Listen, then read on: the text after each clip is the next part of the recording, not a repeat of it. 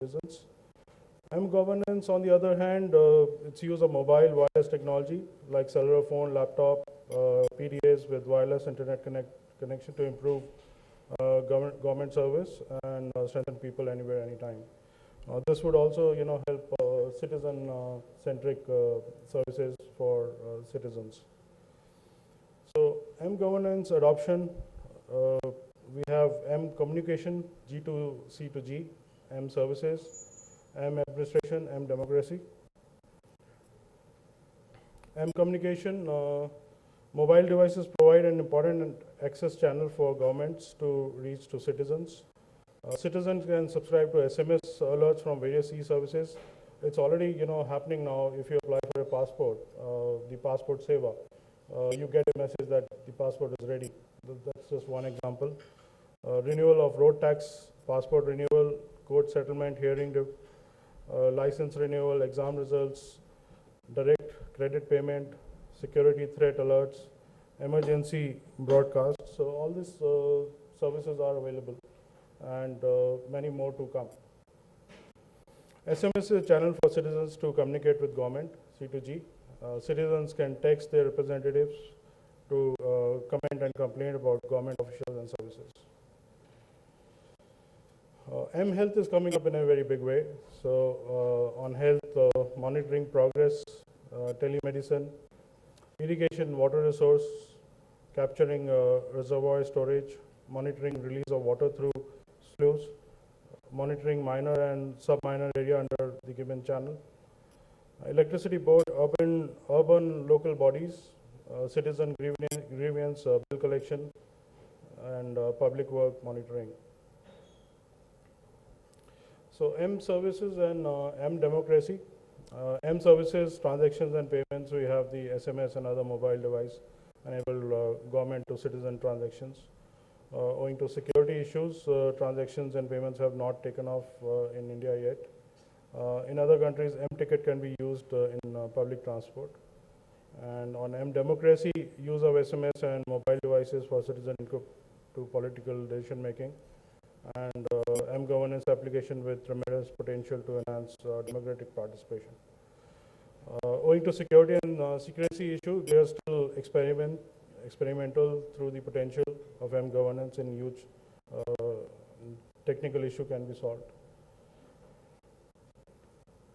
DIT initiatives to promote M-governance, so there are a couple of promotions on that also. Development of MSDG platform for all delivery channels, mobile app store for 75 live apps, mobile payment gateway and mobile wallet, transactions, 1 crore transactions per month.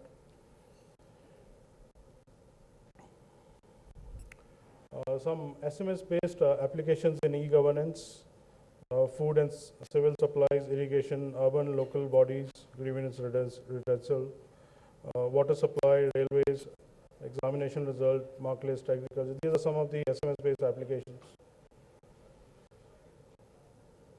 So I'll just skip this.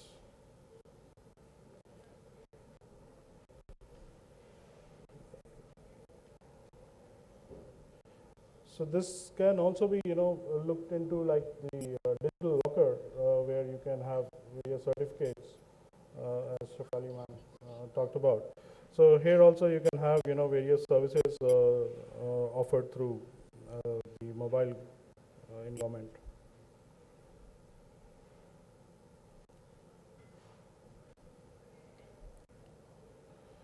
So broadly, the challenges, just to summarize, challenges in promoting M-governance, delivery of government services through mobile is not a part of any GP in the current edition. Awareness, preparedness of government agencies to alter traditional ways of serving customer and adopting M-governance. High illiteracy prevents self-use by citizens. The main challenge is to educate the rural poor on the usage of a phone. Enabling legislation. Laws do not recognize mobile documents and transactions. So, a couple of innovative e-governance practice in West Bengal. SMS-based disaster alarm system, SMS and web-based file tracking system, E-district project rolled out in Bankura and Jalpaiguri. Rollout in other districts has started. State data center is successfully operational. Centralized web-based document management system and decentralized digitalization under managed system for DM office Darjeeling. That's it from my side. Thank you.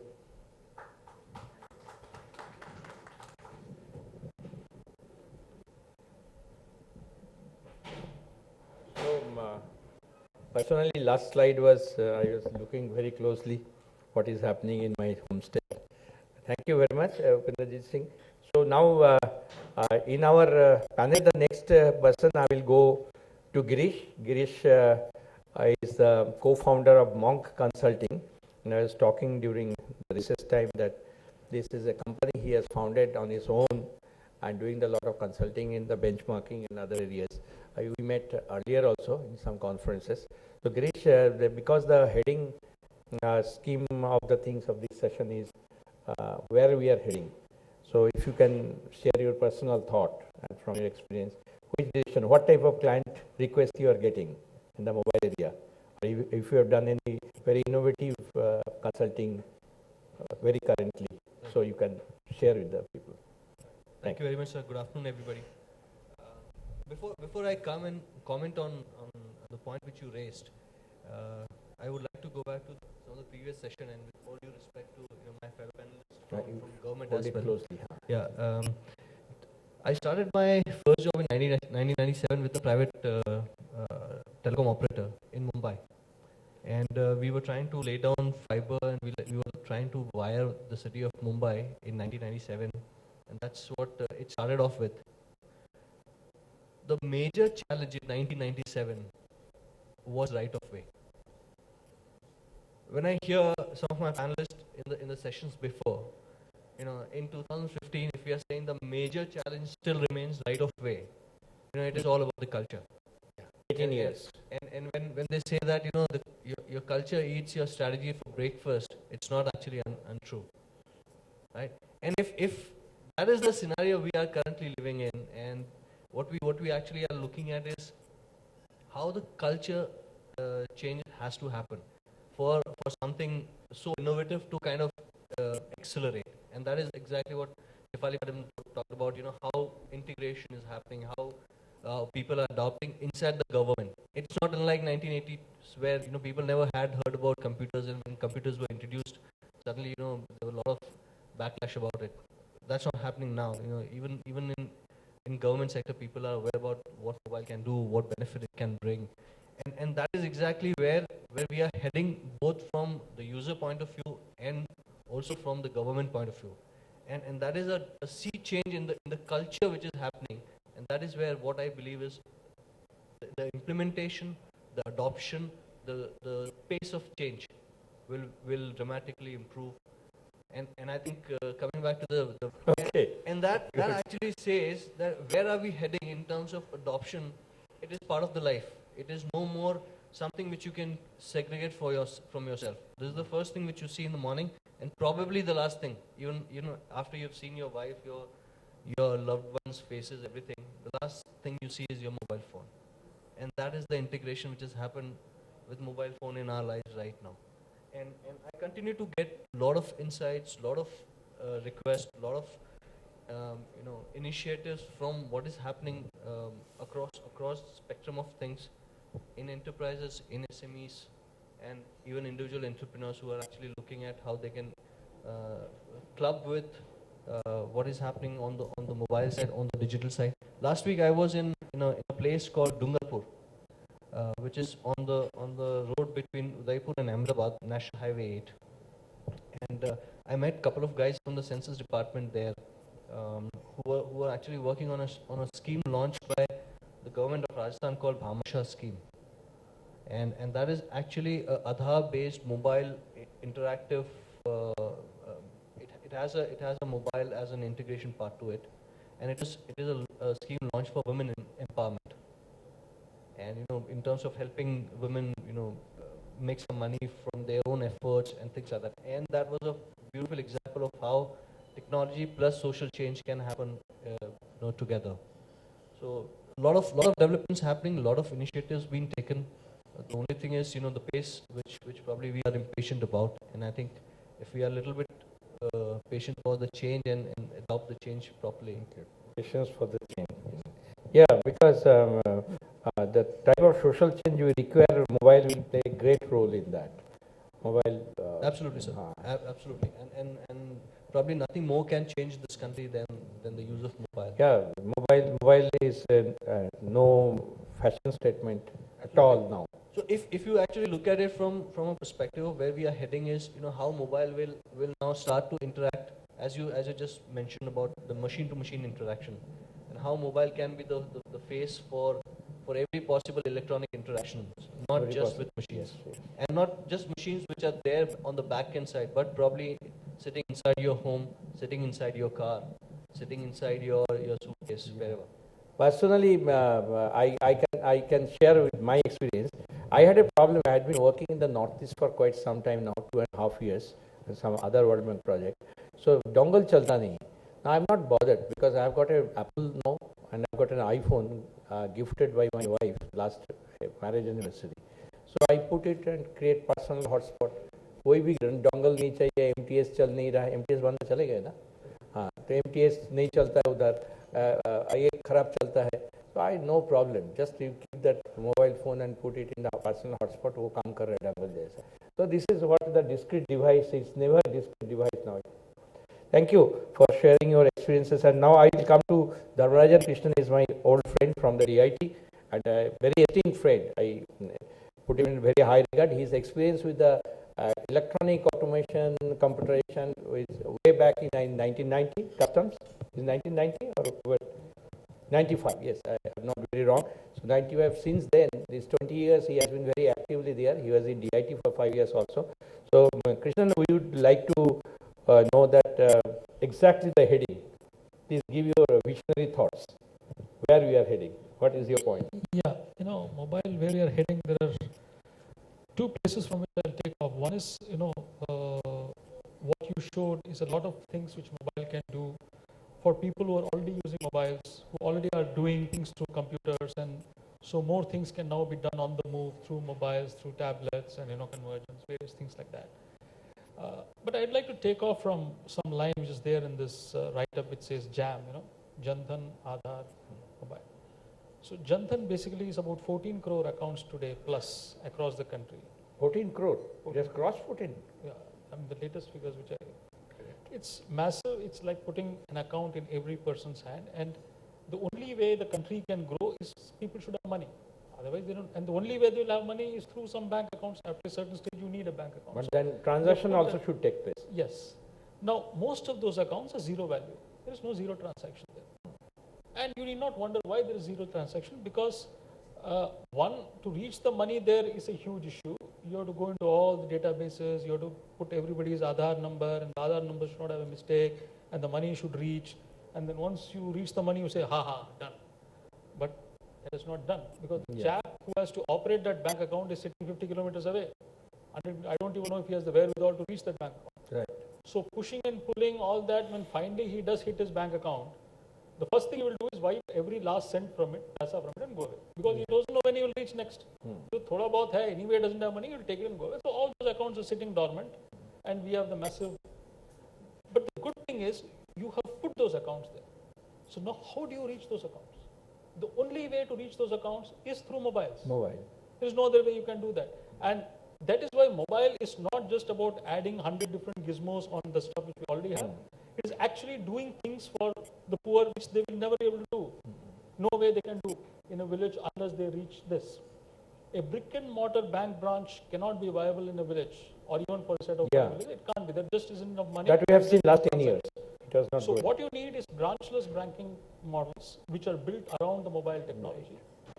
Build multiple financial products around it. So mobile is going to be a vehicle, a plumbing, a platform on which to build a lot of innovative financial access tools. Okay. Now, again, who is the guy who is delivering this model there in the village today? They have this creation of regulation called the business correspondent, who is supposed to be the interface between the bank and the village, who has this mobile-based various access tools and Aadhaar and all who works with that. You have to create a sustainable model for that guy to reach, because the whole firmament of this 14 crore bank accounts is resting on that poor fellow whose business model today is below the minimum wages. Right. If he runs his model successfully also, he'll probably not even make minimum wage. And he is the pillar on which, or pillar or whatever the slender string on which the entire scheme is running. So you have to rework the whole thing innovatively around mobile. So this is not about too much of, these bells, whistles and technology. It is about a lot of human sensitivity, creating models, reaching out to the people who can't read and write using mobiles, making them financially viable. Okay. How do they draw money from these accounts? Leave it here. The next step is, even if they were to draw money, can you do it in a sustainable manner? Today, the bank is charging us, beyond 5 transactions, says you have to pay 15 rupees or 720 rupees, you draw from the ATM. ATM. That is when you and I are drawing 5,000 rupees. That chap is drawing 300 rupees. How do you make money withdrawal sustainable for him? It's a complete losing proposition for every bank. And he may like to draw many times. Many times. So, Yeah. if you are saying you're going to reach these accounts and these guys are going to go through whatever means and draw that money, that model itself is not viable. Yes. Money, paper money. So the future of mobiles is in these financial products and is along cashless transactions. The entire thing has to be cashless, not for you and me. For you and me, it is an added way of doing things. But for the person there, that will be the only way he can transact. Yeah. In India, we have to use technology in a way for the poor where they will have to do things in a modern way because that's the only way they will survive. They cannot use money because it's not financially viable for them to use paper money. You have to get to them through cash. Right. So how do you build good financial products, cashless products, using the mobile for the poor in the villages? And for that, that has to make, only that will make this entire Jan Dhan program effective. And that is where I feel mobile is heading. Mobile in a mass way, those are the innovations that are going to make a difference because for them there is no alternative. For us, one gizmo less won't make a difference. Yeah. But for them, there is no alternative. That's alternative. Very good point. I mean, thank you. I mean, by the way, I forgot when I introduced Dharmarajan Krishnan that if you open to the DITO website and you see the mobile governance framework that was drafted by this person. So please give a hand to him because that is what GIA's team is doing in Bombay, CDAC. So everything has been drafted by Dharmarajan Krishnan, which has been accepted by the government almost in total. I'll come back to Shefali. Shefali, so now let us focus on the mobile. Anything you are seeing that from the NIC's perspective or personal perspective that Well, we know that mobile apps are very popular in the business world, in the banking, done. because we all get SMS, we can do our transactions, everything on the mobile. But let me tell you a couple of initiatives which government has taken, in which NIC specifically has been involved. I don't know, I mean, it's not a good thing for me to suggest also, but if somebody visits AIMS, which is one of the most bureaucratic government hospital you can get. If you visit and book, today you can book an appointment for a particular doctor on the website. Okay. If you want to book an appointment with a particular doctor, you can do it through a website, and once your appointment is booked, you get a confirmation on your mobile today that this is the time, this is the slot, and you are patient number 2, 3, 4, whatever the queue.